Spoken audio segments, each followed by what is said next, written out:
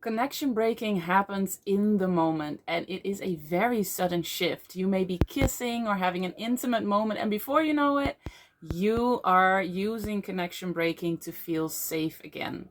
You may have heard of deactivation. This is related, but connection breaking really is different. I am Paulien Timmer. I am an expert on healing the fearful avoidant attachment style specifically, having helped over 3,000 fearful avoidants heal in the past 7 years after healing the fearful avoidant attachment style myself completely. And I am so happy you are here because connection breaking is not an existing term, but it is something that fearful avoidants go through. And when you don't know the fearful avoidant attachment style specifically, it may look like deactivation. It gets lumped up with deactivation strategies, but it is a different thing. Connection breaking is the things you do to break the connection, intimacy, or closeness in the moment. And that is where it differs from deactivation, because deactivation is more emotionally disengaging from the relationship, and usually in a long-term strategy, just really not emotionally engaging with the relationship. Whereas fearful avoidance, a lot of fearful avoidance, they want to engage, they want to be in the relationship, but just the intimacy and the closeness and the connection, that sometimes becomes too much.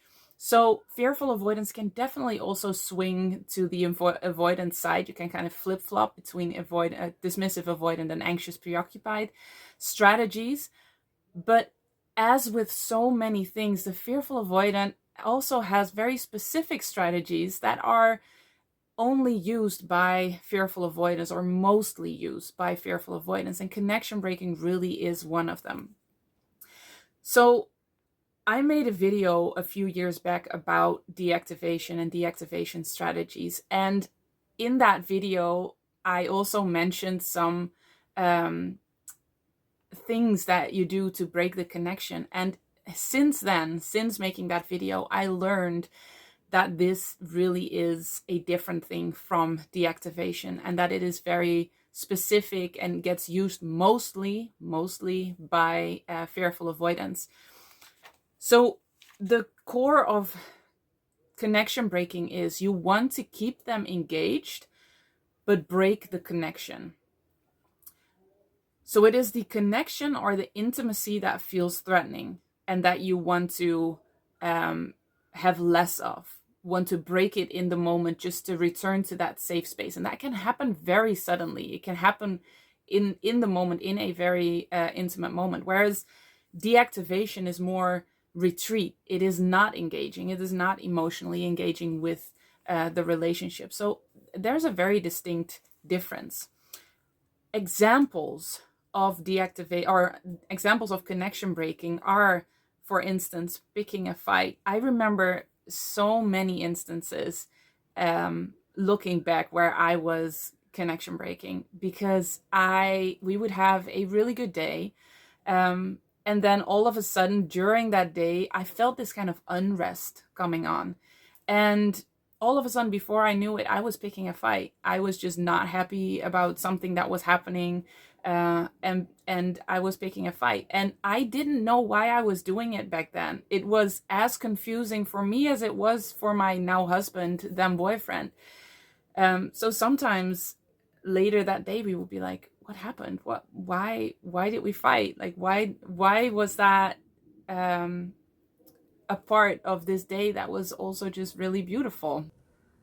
But it was to break the connection, to break the intimacy. I think looking back, and this was not a very conscious thing, but when we had a good day, I kind of felt the pressure to then be intimate at the end of the day, either have sex or be close in some kind of way. And my nervous system was just not ready for that. My fear brain was saying, this is scary. Don't do it. Don't let it get to that point. And so I would pick a fight to immediately break the connection. So it wasn't a gradual pulling back, or it wasn't a gradual shutting off or disengaging. It was, I wanted to engage and be in the moment and with him.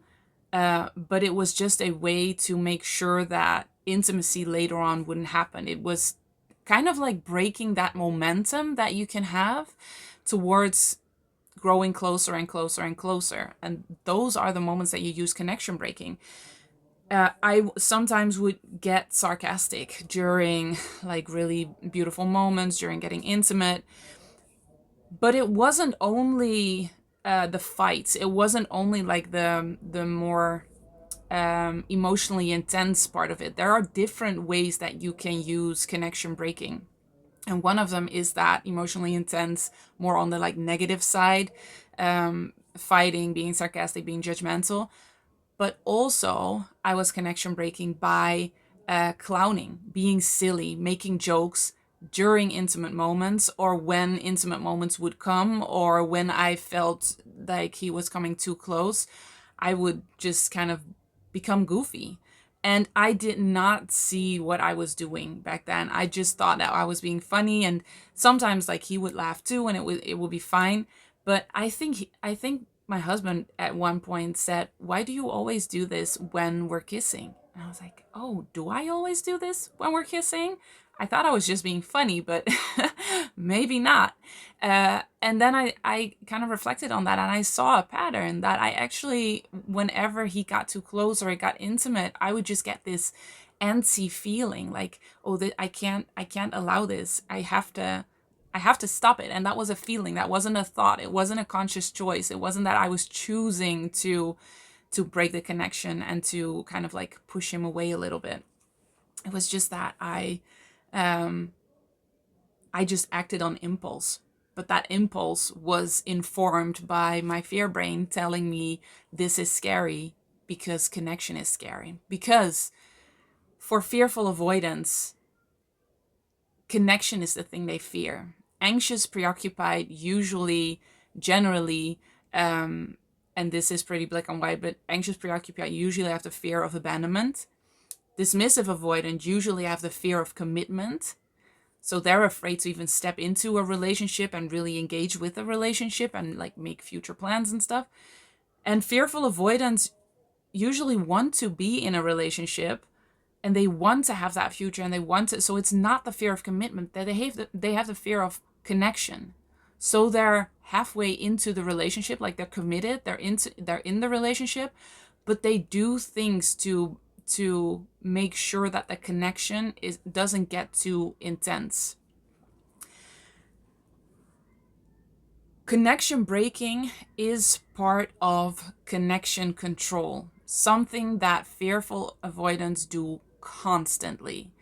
That is also not a term that exists. It's also something that I started calling it because it is a mechanism that is constantly at work in fearful avoidance, and connection breaking is a part of it.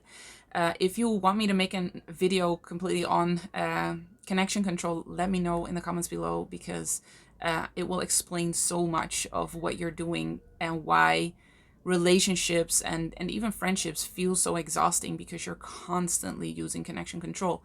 And so connection breaking is a part of that. So laughing or clowning, just to kind of come back to the examples, I wasn't finished with those. Connection breaking through clowning or being goofy or silly is something that gets missed easily. But when you can start paying attention, like, oh, what am I really afraid of now? Am I afraid of this becoming more intimate, of him or her coming too close, and maybe, it feeling vulnerable in some way? I also remember moments where we would have a beautiful moment, having a good conversation, or we would just be sitting on the couch, and then all of a sudden I found, my fear brain found that the perfect moment to voice my grievances. It would find something that I wasn't happy about that would have happened before, and all of a sudden that felt very important. It felt very important to voice that, to express that, because you aren't supposed to suppress everything, and you're supposed to always be honest and talk about everything. So I was completely justified, according to my fear brain, in voicing those grievances, or annoyances. But when I look back on it, I saw that it was also a mechanism. It was something I did, a strategy to kind of break through those connected moments. And when you're a partner of a fearful avoidant, this might sound sad, but also maybe kind of mean. Like, why would you almost sabotage those beautiful moments? And it is not something that we do consciously. It is not something we want to do, because fearful avoidants want closeness, they want intimacy, but they're so afraid of it. And that's why it can be such a sudden shift in the moment, because they want that closeness, they move toward it, but then when it gets there, they have all these feelings that they just cannot really handle, because intimacy, closeness, and connection, they have a lot of negative associations. So with those beautiful feelings comes a wave of negative feelings of maybe this is going to go wrong, maybe the other shoe will drop, maybe they will get judgmental, maybe they will start being mean or lash out, or I am doing something wrong, or that is what they've experienced when they were younger. And so now they're just protecting themselves. They're not doing this on purpose. They really do want connection and closeness, and to be close and to be intimate. But what it feels like for the fearful avoidant is unrest, it's antsiness. It can sometimes feel as boredom, like, oh, this conversation is boring, all of a sudden, out of nowhere. If it happens all of a sudden out of nowhere, boredom usually is a sign that you were triggered, and you were triggered in closeness, intimacy, and connection.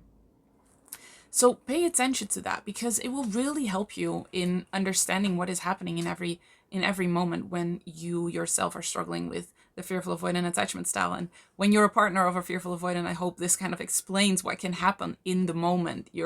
At one point you're kissing and you're like, oh, this is really nice, and then all of a sudden your partner is like, does a 180, and you're like, what happened? where did that go? Well, this is where it went. So why do fearful avoidants do it? I already kind of explained a little bit, but joy and intimacy feel unsafe for fearful avoidants. And when that is not the case for you as a partner, that is really hard to even be able to imagine that joy and intimacy feel unsafe, especially for anxious preoccupied, I think, of people, or people leaning anxious preoccupied. You really want that connection. You love being connected. You love feeling intimate. And then it can be so confusing when your partner just kind of breaks that off in the middle of you feeling really good about that. Also, connection, closeness, intimacy feels very vulnerable. I mean, in those moments, you're showing yourself literally and figuratively. And a lot of fearful avoidants have this belief that they're fundamentally flawed, that they are a bad person. And especially when they love you, when they care for you, when they cherish you, they are even more afraid that you will figure that out, that you will see that. So when you come too close, they're like, oh, wait, maybe then they'll see who I really am, and they'll abandon me or reject me or never take me seriously again. And so that is a very logical reason why in the moment you would kind of break connection and create a little bit of distance while still engaging. And it could also be that fearful avoidance grew up with connection meaning control, or meaning manipulation, or meaning engulfment. And so when the connection is kind of like growing, or you have that momentum, what I was talking about earlier, it could be that is kind of like becoming too much for the fearful avoidant, and it starts to associate that with your fear brain, is starting to associate that with control and manipulation and engulfment, and you're like, nope, this is getting too much, it's getting too close, really. So it really is a way to kind of like pump the brakes and not let intimacy or closeness get too overwhelming for fearful avoidants, and they don't know how to voice that. I mean, I can almost hear you say, well, why don't they just say that? And that would be so easy if that was a possibility. But I think most fearful avoidants are not even aware that they do this, that is a fear that they have. And then when I think back to actually having to voice that would feel so threatening. That would feel so dangerous. I would feel scared that you wouldn't take me seriously, that you would just abandon me, like, oh, then whatever, you know, that's a waste of my time, stuff like that. You would reject me, you would ridicule me. So it's not as easy as just saying, you know what, this is getting a little bit too intense. Can we just kind of take a breather? Now I would be completely capable of saying that. But that's after a lot of healing. So how this protects you is just, it protects you from the overwhelm, it protects you from the negative associations, and your fear brain thinks it really protects you from you being controlled, manipulated, judged, lashed out at. But it is very confusing, right, for yourself and for your relationship, and it kind of creates it takes away something so beautiful, because connection can be beautiful, and closeness can be very beautiful. So when you've healed, you will experience that connection and intimacy and closeness, that kind of like that momentum or that wave is a beautiful thing. That's kind of what brings the magic into relationships. And when you've released the negative associations around it, you can allow that more and more. So how do you release it? How do you stop it? When you're already on your healing journey, I don't know where you are right now, and you feel like you are capable of saying, whoa, this is getting a little bit intense. Can we just kind of, you know, slow it down, take a breather? That would be like so good if you are able to do that, if you're able to voice that. If that feels like too much, it makes sense. There's just some more work to be doing. And the fastest way to heal this is with something like the emotional freedom technique. I have used the emotional freedom technique for about 95% of my healing. There are other techniques like EMDR can help, but something to release the negative associations that you have around connection from your body, because you can know this, you can rationally, intellectually know this, and even recognize the pattern, and recognize it, you doing it in the moment. But when that's all you have, then you have to go against your feelings, go against the impulses and reflexes that have been installed. They are not natural, they have been installed, so you can uninstall them. But then you have to do it kind of on willpower. And I don't like willpower. I don't really believe in willpower. I've always believed in releasing things at the root, because when you do, when you've healed this, when you've healed the root of this, and you've healed the negative associations, then all of a sudden you find yourself in that exact same situation, and you're like, whoa, this doesn't feel so scary at all. It actually feels kind of nice. How is that possible? And that's what I love. That's why I love the emotional freedom technique. That's why I love the magic of healing. It's just, you don't have to work really hard at it. You don't have to like re-pattern or train yourself in the moment, because for a lot of fearful avoidance, that's just pretty much impossible. It's so overwhelming. There's so many feelings happening. There really is another way, and emotional freedom technique really is a very good way to heal that. When you've noticed that you've done this, and you've used connection breaking to kind of feel safe again, it is really good if you're able to go back to your partner and kind of repair the rupture and say, I'm sorry, I was just overwhelmed, and I broke the connection. I'm really sorry I did that, and maybe we can try this and this the next time. You could watch this video together if you want that, if you're comfortable with that, with sharing with your partner, just so that both of you understand. And then as a partner, please be mindful that in the moment when you see it happening, don't immediately call it out. Talk about how you would handle that in the moment when it's not happening in the moment. So for the future, that would really help. So I hope connection breaking now is more clear what it is, what it looks like, examples of connection breaking. If you want to know what it is versus deactivation, because I can completely, it's a new term, like, it's a new, it's a very subtle, not very subtle, but it is a subtle distinction. It is related to deactivation, but it's not deactivation. So I made you a guide, I made a PDF for you, to really see the difference between deactivation and connection breaking, so you understand what is really happening in relationships. Because fearful avoidance can use both. They can use deactivation and connection breaking. And connection breaking is in the moment while being engaged, and deactivation is retreating and not being engaged. And it just really helps to see the difference, to know what the next course of action is or how to heal it. So I made that PDF for you. You can download it, find the description, and find the link there. You can download it and just have a very clear visual side by side of what deactivation is and what connection breaking is. As always, I am so happy you are here, and let me know in the comments whether you recognize this, whether it makes sense, whether it's kind of like an aha moment. I love when I'm able to help you see that what you're doing just makes so much sense, you know? It's not weird, you're not broken, it's just very logical when you understand the fear brain, and it really helps to understand yourself better. So I am so happy you are here, and I will see you in the next one.